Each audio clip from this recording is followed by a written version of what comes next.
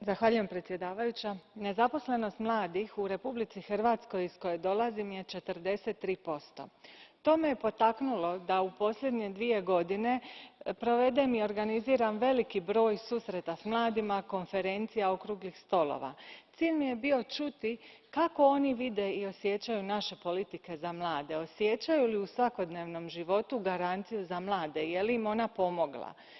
Ono što su mi rekli je pomalo i poražavajuće. Mali broj je onih koji su zaista osjetili ove mjere, a oni koji jesu kažu sljedeće: otišli smo na dodatne edukacije preko Erasmusa, stručno smo se osposobljavali zahvaljujući garanciji za mlade, a na kraju smo i dalje bez posla i tražimo našu budućnost negdje izvan i Republike Hrvatske i Europe.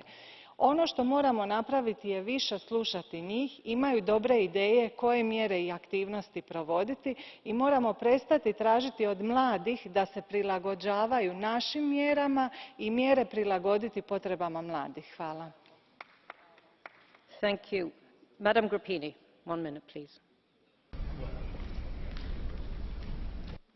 Doamnă președintă, și mulțumiri speciale că ne dați posibilitatea să vorbim toți. Domnule comisar, am apreciat ceea ce ați spus și faptul că ați fost astăzi alături de noi. Aș fi preferat să fie și doamna comisar care răspunde de piața internă.